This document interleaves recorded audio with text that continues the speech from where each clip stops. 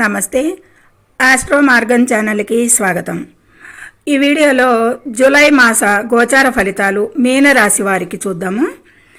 మీనరాశి వారికి వివిధ అంశాలలో ఎలాంటి ఫలితాలు ఉన్నాయి, జూలై మాసంలో సూచనలు ఏమున్నాయి, పరిహారాలు ఏమున్నాయి, అలాగే చివరిలో మీనరాశిలో ఉన్న నక్షత్రాలు 3 నక్షత్రాల 9 పాదాల వారికి కూడా సంక్షిప్తంగా ఇంపార్టెంట్ పాయింట్లు తెలుసుకుందాము వారికి కూడా చివరిలో.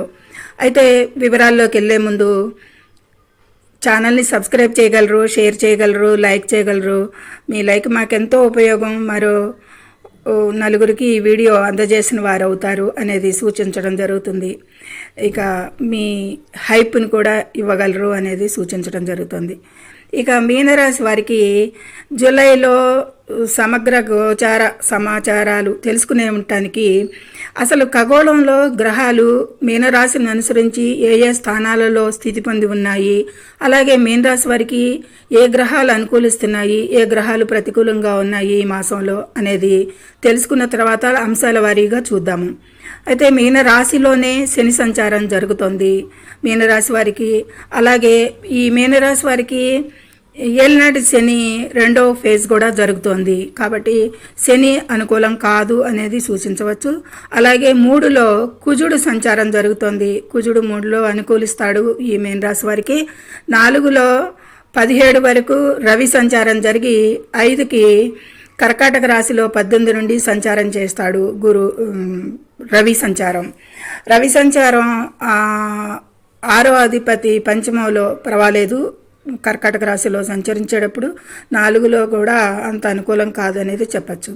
అయితే ఇక కర్కాటక రాశిలో పంచమంలో మీనరాశి వారికి ఉచ్చ గురువు చాలా మంచి ఫలితాలని అందిస్తాడు అనేది సూచించవచ్చు.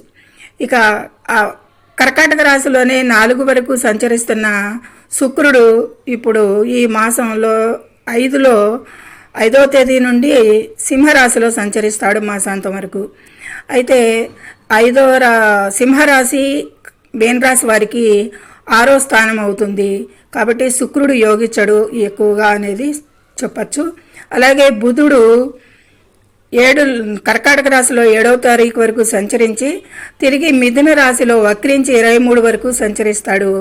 ఆ తదుపరి వక్ర గమనం వీడి మాసాంతం వరకు కూడా అక్కడే సంచారం చేస్తాడు మిథున రాశిలో.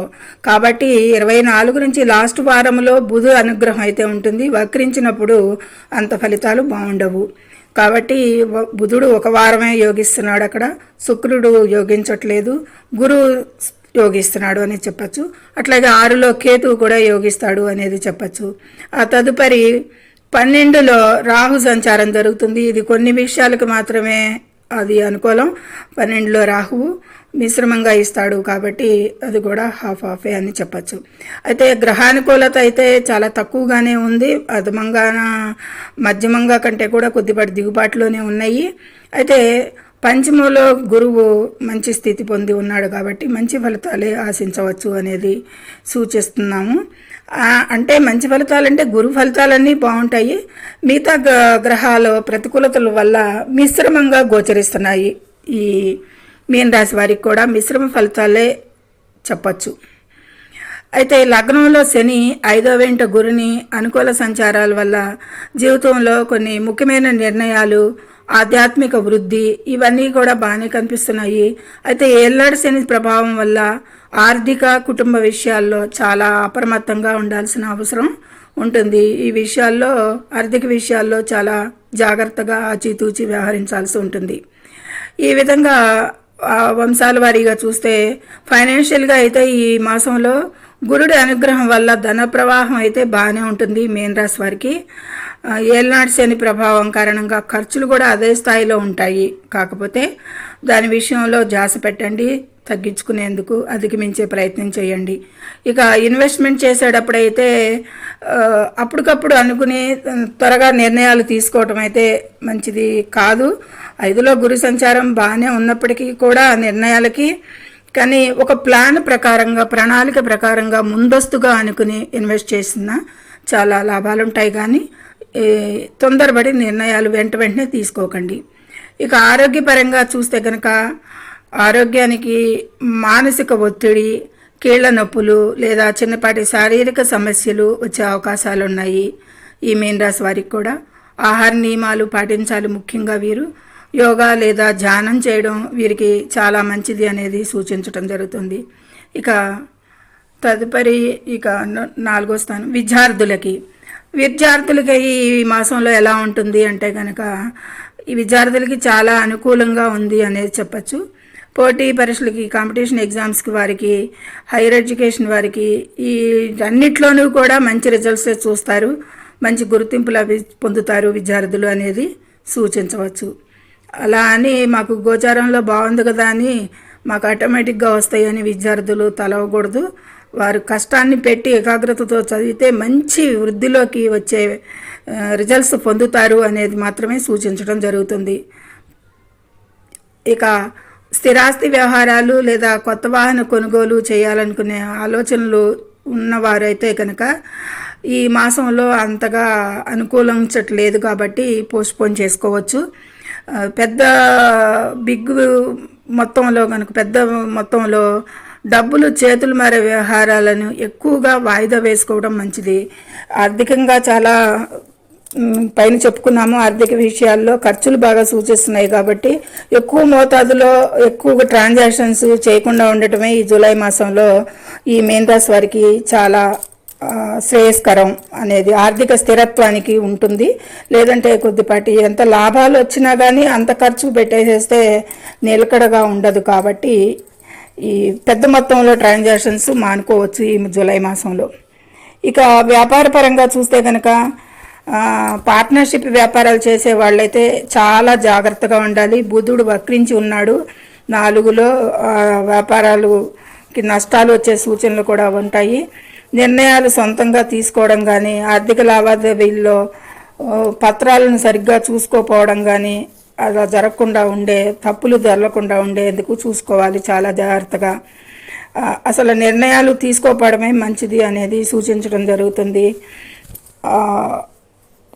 ఈ మీన రాశి వారికి జూలై మాసంలో. ఇక కెరీరు, ఉద్యోగం విషయాలకు వస్తే కనుక ఉద్యోగస్తులకైతే ఆఫీసు కార్యాలయాల్లో వారికి పని భారం బాగానే పెరుగుతుంది అనేది సూచించవచ్చు. ఇక ఎందుకంటే 10వ స్థానాన్ని వక్రించిన బుధుడు చూస్తున్నాడు. 10వ స్థానాన్ని 17 వరకు కూడా సూర్యుడు చూస్తున్నా కానీ వక్రించిన బుధునితో ఉన్నాడు. పర్వాలేదు, సహోద్యోగులకి బాగానే ఉన్న పని భారం అయితే పెరుగుతుందని చెప్పచ్చు. అలాగే తోటి ఉద్యోగస్తులు ఉంటారు కదా, వారితో విభేదాలు రావచ్చు. ఆ విషయంలో ముందస్తుగా జాగ్రత్తగా ఉండండి.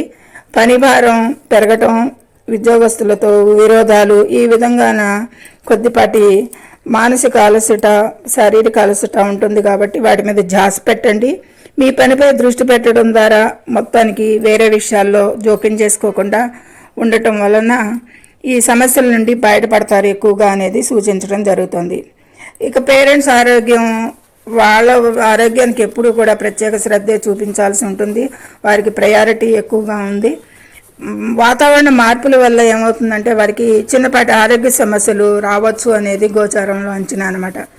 ఇక చట్టపరమైన సమస్యలు ఏదైనా ఉన్నవారు కానీ, కోర్టు కేసులు నడుస్తున్నట్లయితే, ఆల్రెడీ మీన రాశి వారికి ఏమైనా కోర్టు కేసులు ఉంటే కనుక ఈ మాసంలో వాటి విషయాల్లో కదపకుండా ఉండటమే మంచిది.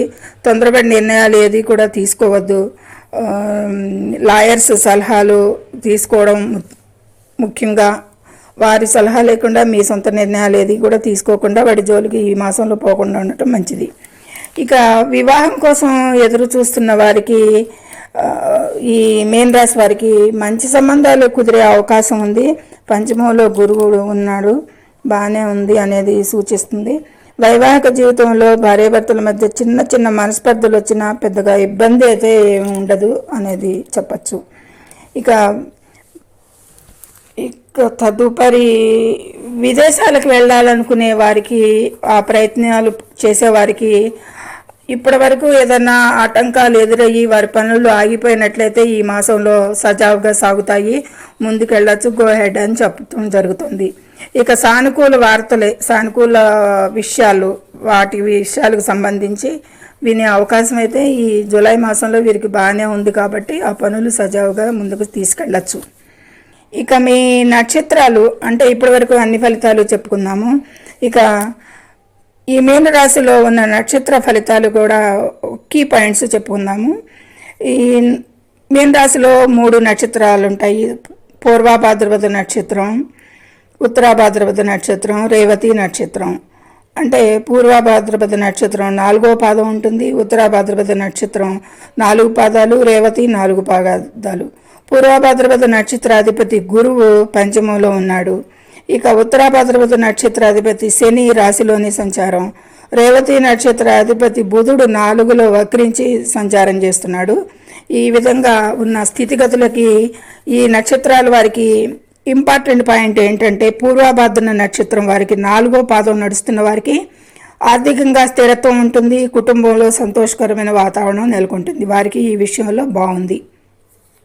ఇక ఉత్తరాభాద్రపద నక్షత్రం వాళ్ళకి వృత్తిపరంగా అయితే కొంచెం బాగానే ఉంటుంది. వీరి తెలివితేటలతో కొన్ని గడ్డు సమస్యలను కానీ వృత్తిపరంగా ఉన్న సమస్యలను కానీ పరిష్కరించుకోగలుగుతారు అనేది చెప్పచ్చు. ఇక రేవతి నక్షత్రం వాళ్ళైతే విదేశీ ప్రయాణాలు, దూర ప్రయాణాలు చేసే అవకాశం ఉంది వీరికి. ఇక ఆరోగ్య విషయంలో మాత్రం అజాగ్రత్త వద్దు అనేది సూచించడం జరుగుతుంది. ఇది ఈ విధంగా అన్ని ఫలితాలు, నక్షత్రాలు, పరిహారాలు చెప్పుకున్నాము. అయితే ప్రత్యేకించి ఏమన్నా జాగ్రత్తలు, సూచనలు అంటే వాహన ప్రయాణాలు ఈ మాసంలో వాహనాలు నడిపేటప్పుడు అత్యంత అప్రమత్తంగా ఉండాలి. ప్రయాణాలలో తొందరపాటు, నిర్లక్ష్యం కూడదు అనేది అన్ని రాశుల వారికి కూడా చెప్పడం జరుగుతుంది. ఇక అనవసరం ఖర్చులు, ఆకర్షణీయమైన పెట్టుబడుల పేరుతో మోసపోయే అవకాశాలు ఉంటాయి. ఆ మోసానికి గురి కాకుండా మంచి ఈ చెప్పిన విషయాలను జ్ఞాపకం పెట్టుకుని ఆర్థిక విషయాల్లో చాలా జాగ్రత్తగా ఉంటారని ఆశిద్దాం.